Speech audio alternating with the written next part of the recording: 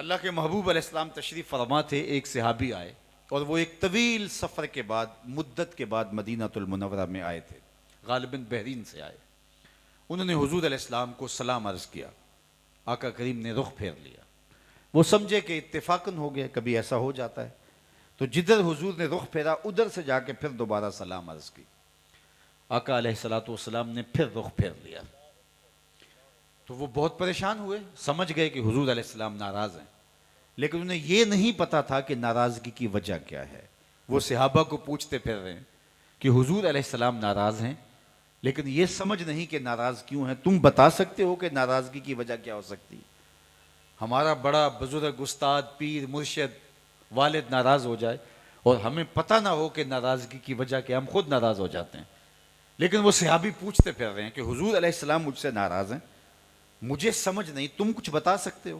انہوں نے غور کیا، کہا ہاں، یہ جو تو نے سونے کی انگوٹھی پہن رکھی ہے، ناراضگی کی وجہ یہ ہو سکتی ہے، کیونکہ آقا کریم اس کو منع کر فرما چکے۔ سونا، چاندی، ریشم مردوں کے لیے حرام ہے، اس کو آتش دوزخ کا انگارہ قرار دیا حضور نے۔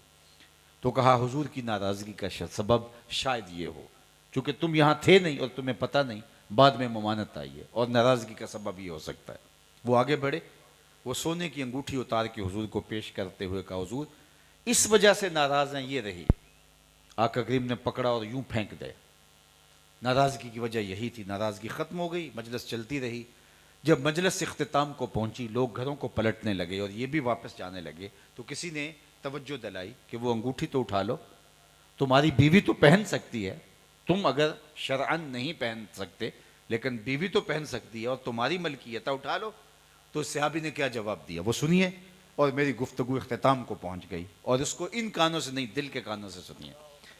جب صحابہ نے کہا وہ انگوٹھی اٹھا لو، تو اس نے کیا کہا؟ واللہ لا آخذہ وقد طرحہ رسول اللہ صلی اللہ علیہ وآلہ وسلم۔ اس نے کہا اللہ کی قسم میں اس انگوٹھی کو کبھی نہیں اٹھاؤں گا جس کو میرے حضور نے پھینک دیا ہے، پڑی رہے، میں کبھی نہیں اٹھاؤں گا۔ یہ سونا ہے، ہیرا ہے، موتی ہے، جوہر ہے، پکھراج ہے، لال ہے، کچھ بھی ہے، پڑا رہے، نہیں اٹھاؤں گا جس کو میرے حضور نے پھینک دیا۔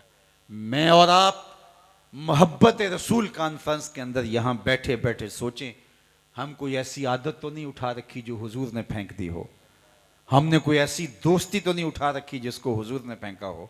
ہم نے کوئی ایسا کاروبار تو نہیں اٹھا رکھا جس کو حضور نے پھینکا ہو؟ ہم نے کوئی ایسا رویہ تو نہیں اٹھا رکھا جس کو حضور نے پھینکا ہو؟ ہم نے کوئی ایسا انداز زیست تو نہیں اختیار کر رکھا جس کو حضور نے دور کر دیا ہو، ہٹا دیا ہو؟ یہ مجھے اور آپ کو سوچنا ہے۔ یہ محض رسمی اجتماع کے طور پہ ہم جمع ہونے کی عادت چھوڑیں، ہم محافل سے، مجالس سے سیکھ کے جائیں اور اپنی زندگیوں کے اندر ایک مثبت تبدیلی لا کے ایک نئی زندگی کا آغاز کیا کریں۔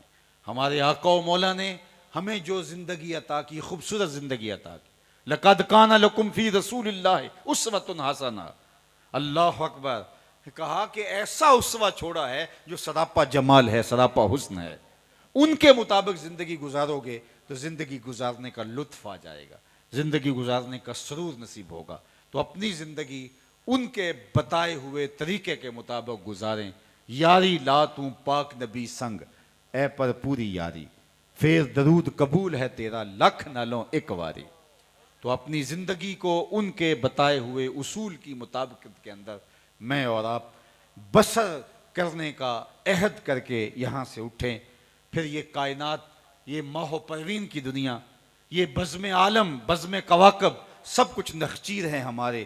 اقبال کا سارے کلام کا رس نچوڑوں تو خلاصہ یہ نکلتا ہے کہ محمد سے وفا تو نے تو ہم تیرے ہیں، یہ جہاں چیز ہے کیا لوح و قلم تیرے ہیں۔ اقبال کہتے ہیں حضور سے وفا کر لو، پھر قلم بھی تمہارے ہاتھ میں دے دیں گے، تختی بھی تمہارے ہاتھ میں دے دیں گے، جو لکھنا ہوا خود لکھ لینا، تمہاری تقدیر کے فیصلے واشنگٹن میں نہیں ہوں گے،